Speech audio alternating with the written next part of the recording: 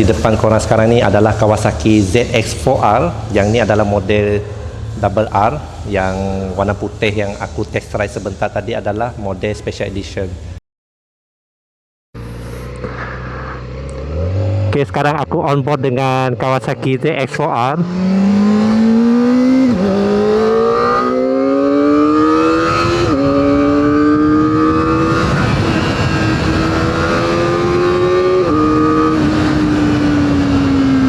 Aku tengah test dia punya power, respon dekat either RPM rendah, RPM sederhana atau RPM tinggi.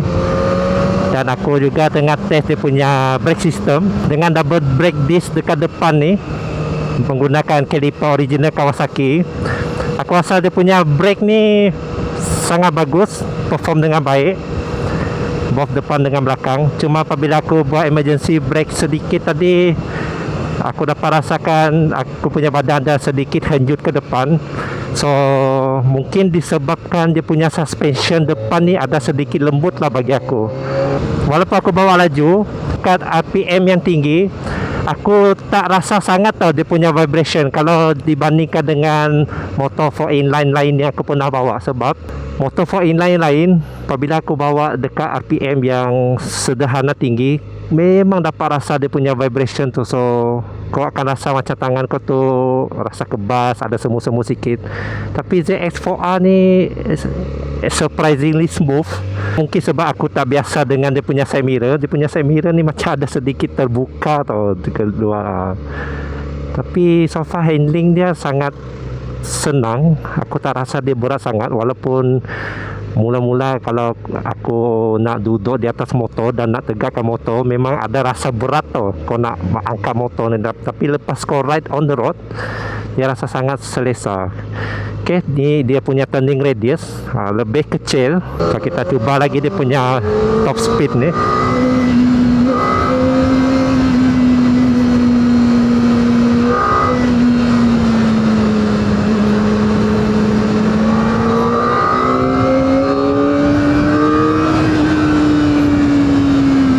Kalau korang tengok on paper, motor ni menghasilkan maksimal 80 horsepower dan dia punya torque tu sebanyak 39 Nm of torque.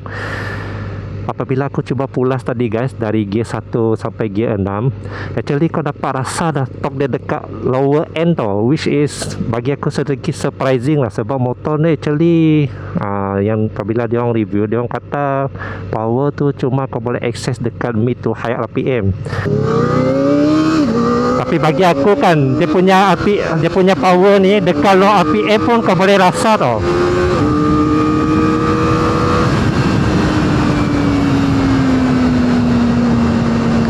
Serius, memang sangat laju.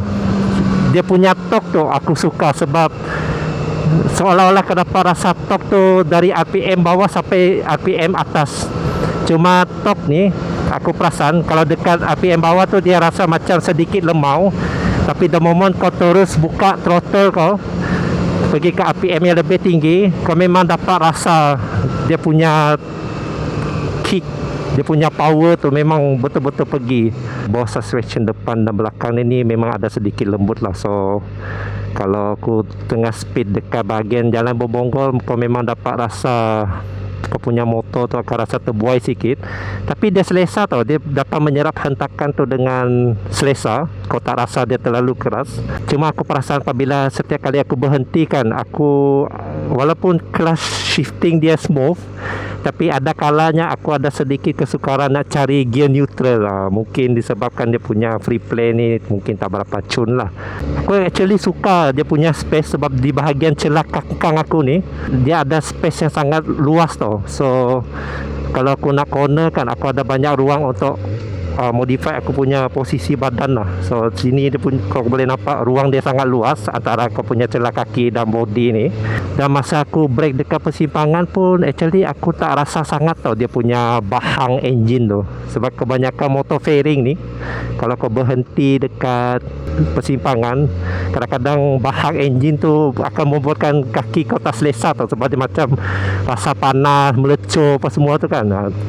Tapi so far motor ni aku tak rasa lagi bahang enjin tu, walaupun aku ada singgah sedikit lama di persimpangan. Likely disebabkan dia punya space antara enjin dengan kaki aku ni luas lah, dan dia punya airflow dekat bahagian sini sangat bagus. Tapi overall actually dari segi power wise tu motor ni sangat responsif lah, throttle dia. Aku pun tak sangka sebab aku pernah ride ZX25R dan dia punya beza tu memang jauh lah dari segi power delivery dekat setiap gear dan RPM tu. Okay, sekarang kita dah sampai di tapak. Jadi Kawasaki Kuching ni akan tutup pukul 4.30. Dan aku pada masa yang sama ingin mengambil kesempatan dan mengucapkan terima kasih kepada pihak Kawasaki Kuching kerana sudi memberikan aku peluang untuk test ride motor ni. Memang seriously motor ni something lah bagi aku. Dia performance dia actually menepati aku punya expectation lah. And aku tak expect tau dia punya respon macam ni. Sebab aku pun pernah ride Kawasaki ZX6R. Dia almost the same macam ZXCR punya respon. Cuma ZXCR ni dia boleh bawa ke RPM yang lebih tinggi lagi, lebih laju. Dan ZX4R ni seolah-olah macam dia punya kuasa tu dia macam ZX6 tapi dia dilimitkan oleh sisi engine. So technically aku rasa motor ni memang perform very well, melepati dan melepasi aku punya expectation lah, serius. Dan kalau korang tengok TFT dia ni memang sangat terang. Kalau dekat tengah hari pun takkan ada masalah sebab kau memang boleh nampak dengan sangat jelas. Okay.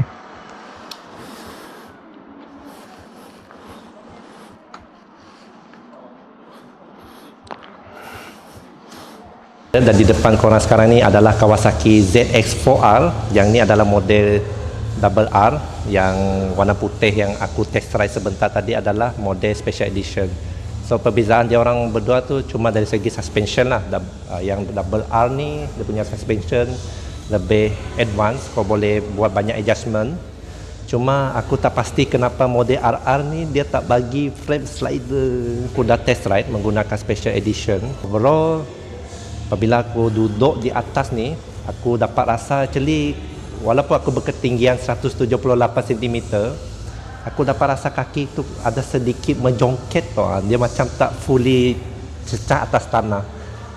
Sebab aku tak pasti kenapa, mungkin sebab dia punya scene ni ada sedikit lebar. Dan kalau untuk pengetahuan korang, dia punya ground clearance ni sekitar 80 cm lah. So kalau korang yang berketinggian 178 ke bawah tu mungkin ada sedikit struggle lah untuk korang menapak kaki selepas korang duduk di atas motor ni.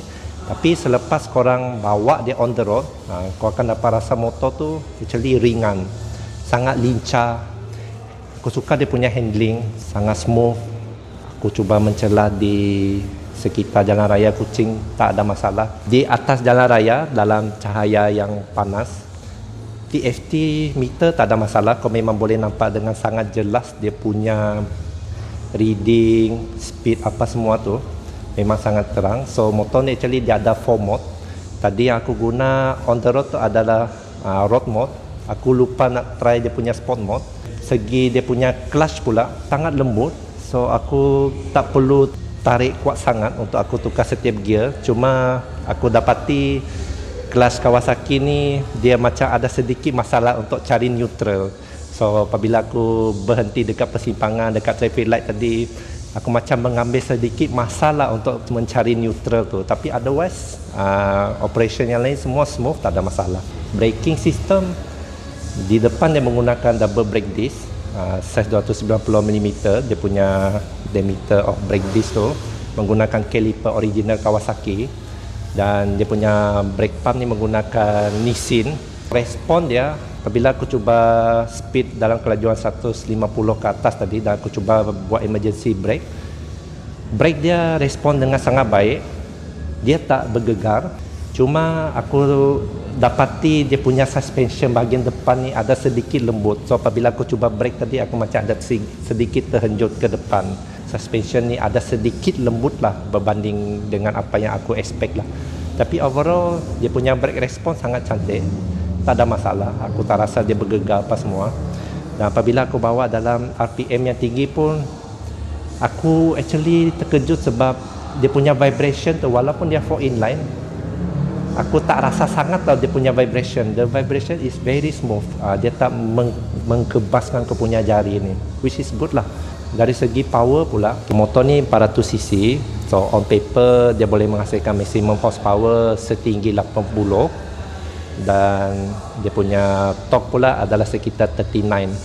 So apabila apa yang ada di atas paper tu being translated on the road tadi, aku cuba. First, aku sangat kagum dengan dia punya throttle response. Okay, walaupun dalam sport, dalam road mode, apabila aku cuba pulas tu, aku memang dapat rasa motor ni memang terus pergi tu. So seolah-olah kau dapat actually rasa torque tu di dekat low RPM, walaupun dia ada rasa sedikit lemau, tapi the moment kau dah sampai RPM sederhana tinggi dan RPM atas, baru kau akan rasa torque tu akan memberikan satu push kepada kau punya motor, especially apabila kau tengah speeding. Bear in mind, motosikal ni ada quick shifter, upshift dan downshift. So kalau kau nak ride motor ni, kau memang takkan sedar yang kau akan ride dekat RPM yang tinggi. So technically kau boleh gunakan quick shifter tu dengan sangat selamat dan selesa. Dia punya transition tu sangat-sangat smooth. Aku belum berkesempatan untuk try dia punya top speed, okay. Cuma ada sesetengah RPM. So tadi aku perasa mungkin sekitar 8 ke 9,000 RPM. Apabila aku dah pulas throttle tu melebihi setengah, dia macam ada lemau sikit tau, seolah-olah respon itu berkurangan. Tapi selepas tu respon tu akan perlahan-lahan synchronize dengan kau punya throttle opening. So faham tak maksud dia? So maksud dia apabila aku cuba throttle, okay, selepas dia setengah, power tu dia tak sekata dengan aku punya throttle opening. So aku kena tahan dia melebihi setengah, lepas tu power tu baru dia perlahan-perlahan akan datang serentak dengan aku punya throttle opening tu. Jadi maksud dia macam tu lah. Mungkin itu disebabkan aku gunakan road mode, tapi aku rasa kalau aku tukar kepada sport mode tadi, mungkin throttle response itu akan lebih sharp. Okay, tayar depan menggunakan size 110, belakang ni 160. So kalau korang nak improve handling, korang nak main dekat track, actually korang boleh upgrade pergi maximum 120 depan dan 180 dekat belakang. Cuma bear in mind lah, kalau korang nak upgrade tayar yang lebih besar dekat belakang ni, sebab ni ada quick shifter, so mungkin dia akan menjejaskan kau punya operation of quick shifter tu. So korang kena bertanya dengan pihak Kawasaki lah, sama ada modifikasi korang tu akan menjejaskan sistem quick shifter tu ataupun tidak. Dengan kapasiti 15 liter, jadi motor ni boleh pergi sejauh 200 km sekali isi, dengan syarat korang bawa dia dalam kelajuan yang sedang-sedang lah, maksudnya 120, 130. The moment korang bawa dia ke speed yang lebih tinggi, maksud macam 150 ke atas tu, memang motor ni akan menelan minyak, memang akan membazir serius. Motor ni dia berada antara pertengahan persimpangan tu. Kadang-kadang ada rider dilema sama ada dia nak beli ZX25R ataupun dia nak beli ZX6R. So biasanya golongan yang beli ZX25R ni mungkin disebabkan restriction of dia punya lesen. Tapi ada yang mungkin tak mampu nak beli ZX6R sebab dia punya harga bayar bulanan dia lebih tinggi. So ZX4R ni actually dia macam berdiri di antara tengah-tengah tu. So dia memudahkan pembeli untuk membeli mana yang bersesuaian dengan dia orang punya lesen, dia punya kemampuan kewangan apa semua. Maintenance overall actually tak jauh beza ZX25R, ZX4R, ZX6R. Maintenance dia orang actually asalkan 4 cylinder memang almost the same. Cuma aku dapati kalau macam ZX25R tu dia punya valve clearance tu kau kena jaga dia lebih strict, dia punya interval berbanding dengan ZX4R. Kalau korang dah tukar full system exhaust ni at least, actually horsepower dia mungkin boleh meningkat sampai ke 85 horsepower, dan itu actually adalah horsepower aku punya Honda CB650F. So kau imagine dengan motosikal yang berkapasiti 400cc ni, dia boleh kejar motosikal yang bersisi lebih besar. So aku sangat impressed dengan engineering Kawasaki ni. Apabila aku cuba try dan memahami karakter engine dia on the road tadi, memang betul-betul It's a really super sport. Dia actually macam ada DNA ZX-10R, ZX-6R yang dimasukkan ke dalam model ZX4R ni. Aku dapat rasa power tu cuma dia dalam bentuk yang lebih mini macam tu. Okay? So, overall, kesimpulan dia, aku sangat berpuas hati dengan ZX4R ni. Yang dia perform very well. Kalau korang berminat nak beli motor ni, korang boleh datang ke mana-mana branch Kawasaki, dan pada masa yang sama aku actually ingin mengucapkan terima kasih kepada Kawasaki Kuching kerana memberi peluang lah untuk aku review motor.